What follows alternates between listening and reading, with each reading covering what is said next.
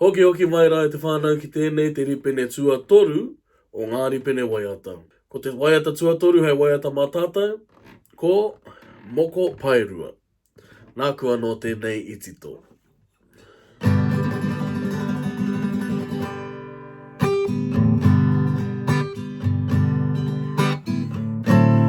Mokopaerua he moko tāroa he moko kaitā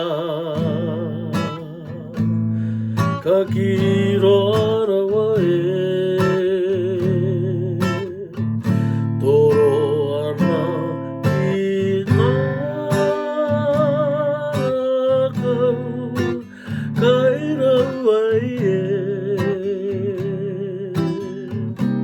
he moko ata haere Mokopaerua Mokopaerua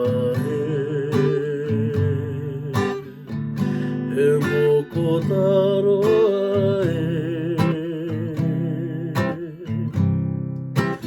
he moko kaitā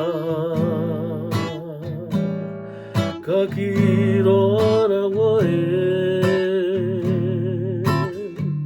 Toro ana i ngā rākau kairaua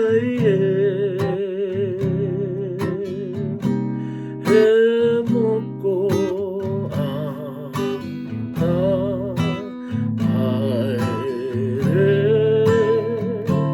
Mokopaerua he moko ata haere